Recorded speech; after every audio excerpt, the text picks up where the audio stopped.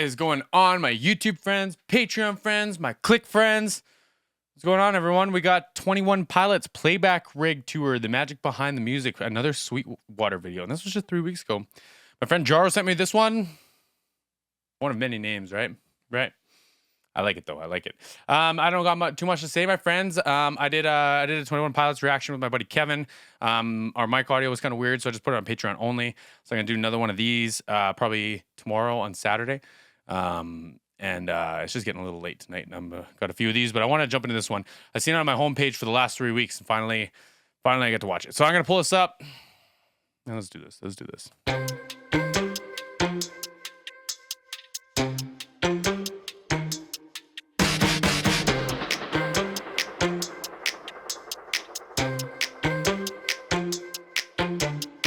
Hi, I'm TJ Beachel, co-founder and lead technician of NEAT, Next Era Audio Technologies. Cool. Today I'm here with one of my clients, 21 Pilots, and I'm really excited to have Sweetwater Sound with us.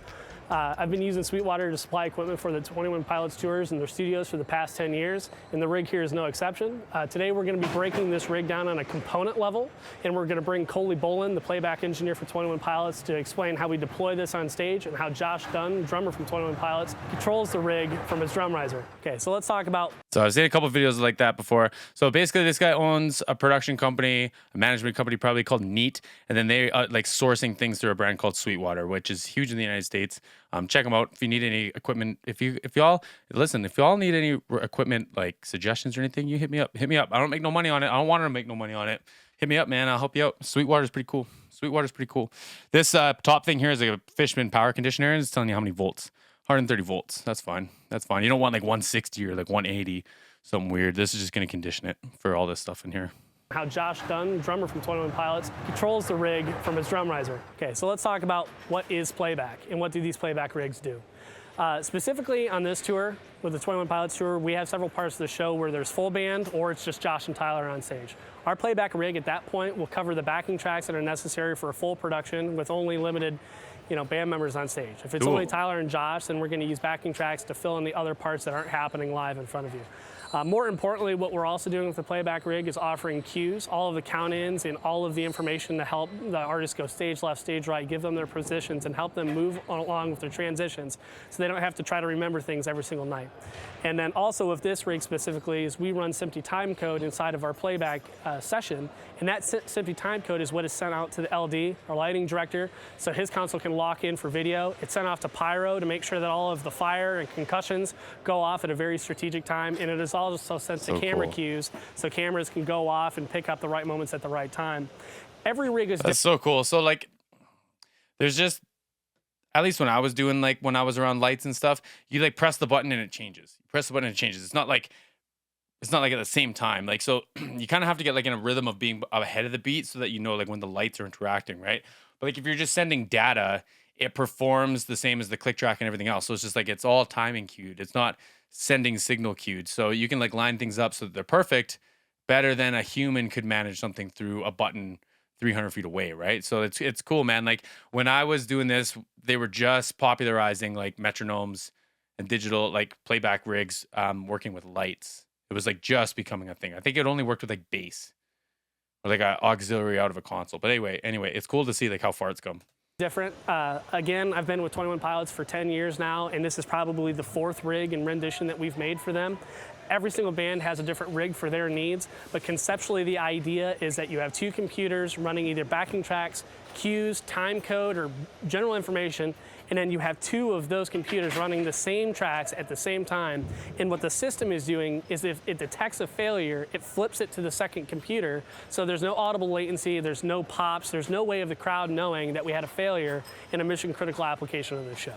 Cool. All right, let's break this rig down on a mission-critical application of the show. That was very well said. That was very well said. Level.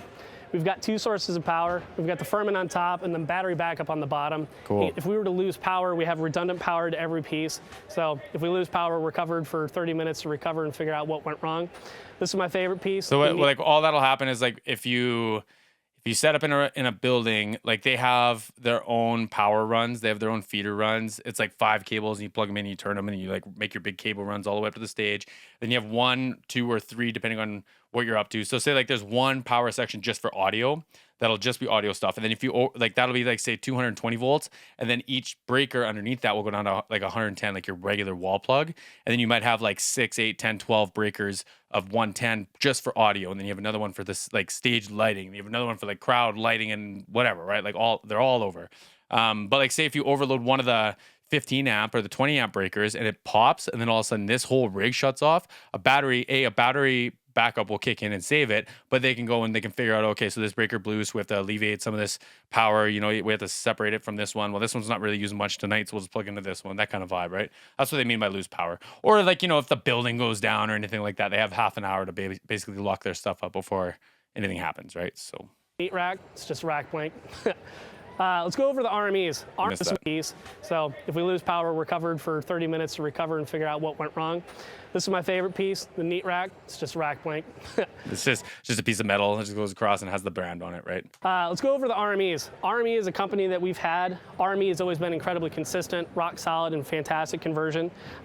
We're MADI based, so we're not converting to analog on this specific rig. We do have other rigs that have the Ferrofish A32 on it to convert to analog if we're somewhere where we don't have a console or if we're doing TV broadcast. The RMEs are unique in a sense too that I can actually mult via multiple outputs. So we have 32 channels of playback, and then what I do is I send the second up to 64 channels. The second bank of 32 channels is then sent to the second switcher.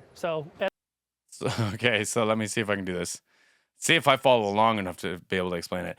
So they have up to 32 individual tracks of playback, and it's probably like left and right each. So it's probably 16 stereo playback options, right? And then from there's a second one that goes out and it's got 64 outputs. So they can take that and they can send it to TV and maybe YouTube broadcast or whatever, right? And they can send each channel out twice because they got 64, right? So there's two. There's one that goes off and it goes into the sound system and it gets managed, all that stuff. And then there's two extras. One does like he said, like a TV broadcast or anything, and then one maybe like just for recording or whatever. But like that stuff it probably also gets utilized as fail safes too. He might explain it some more too, but that's like they're covering all their bases on that one. As we cover redundancy, just understand that this rig is dual redundant. The Mo2, this is just working in preset 9 as a MIDI split. Anything that we have coming from Josh's SPD-SX or anything from a control standpoint on stage, it is sent into the Mo2 and then spit out via every output. So anything that comes into the input is then split to multiple outputs. And that's his drum pad. That's like the 3x3 or the 4x4 drum pad that he's got. I think it's a Roland one. SPDX. I think that's Roland. So anything that he triggers off of that will just send into this, and then it'll control all the outputs, like so TV, YouTube, and the concert instead of just like one or whatever, right? That allows us so we can have both computers receiving the same MIDI signal at the same time. Oh yeah, so they can split them off. Okay. Direct outputs, Xbox BLDS, it's buffer loop detection system. Buffer loop detection system is basically pink noise, but it's an embedded code, a proprietary thing for the Xbox. If you're not familiar with Xbox's products, it's the same thing as what you're seeing down here with the Radial SW8, but instead of working in analog, we're using MADI. Just to do our Rivage consoles and everything that we're using is all MADI digitally based. That just must convert all their stuff to like whatever the console speaks. The Radial thing I thought wouldn't be DIs, I guess. So he's about to explain the Radial thing. I already mentioned we have two of them because channels 1 through 32 get sent to primary box A, and then the second channels 32 through 64 get sent to the second box. So if our switch... Oh, it's just 32 through 64. Oh, okay, I get it. So yeah, it's just double redundancy. I thought it was a triple on that one, or two outputs. I thought it was three outputs, but it's just two outputs. Fail, the switches in itself is dually redundant. The SW8 is actually connected from a redundant standpoint for the distripalizers. Our time code is sent off to our video walls, pyro, and cameras, and that is also embedded into our session. Below that, just simply have a rack shelf, and then again, we've already addressed the battery backup. Let's go ahead and take you around back, and I'll show you what we've got going on behind the rig. A lot of that was over my head. The back of the rack doesn't have too much going on, but I just wanted to give a shout out to Zane at Jumpers. Jumpers has been a great partner with us and 21 Pilots over the years. Every cable that we use on this tour on any rigs that I deploy comes from Jumpers, and we also do custom-made back panels. He basically takes all of the inputs and outputs of everything that we need and customizes panels for us so we have a clean and easy setup every night. We used to do that. We used to do that. I'd make my own panels. I probably, I wonder if I still have some. I could show you them. We used to make our own, like for monitor amps or like front of house amps or like power rack or processing amps, or racks and stuff like that. We'd make our own panels too. It's really fun work. It's really tedious work. Hi, I'm Coley Bolton, playback engineer for 21 Pilots. What we have here is 2 MacBook Pros running Ableton Live 11 Suite, running dual redundant. We're using Strange Electronics setlist plugin for ease of change of setlist from night to night, and also it's very streamlined with what a party. Different arrangements that we change throughout the tour.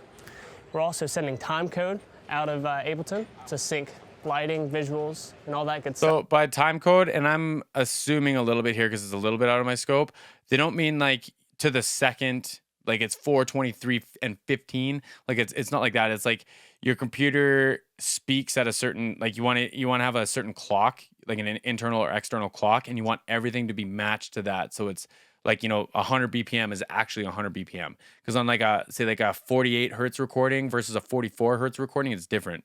It'll change everything, right? So you want to have one clock source that speaks to everything, so that everything works at the same time in the same way. Pretty sure that's what he's talking about here. Stuff. I actually only hit play during the whole show 3 times. Josh, the drummer, he controls most of the show with a foot switch that's plugged into an SPSX by Roland. And he also has an iPad on stage that he mirrors playback from his world on. So I designed the session with Josh right before this tour. They used to use session view, but we switched them over to arrangement view. It's a lot easier to drop in, audio cues for them and different kind of clicks for them, so that way they can stay in time with the tracks, as well as adjusting time code if that needs be, adjusting levels of tracks. And also he's running his drum samples in here. So any drum samples that you hear him playing on like Roland pads or anything like that, they're coming from our world as well. Technology these days, bro. Technology these days is nuts.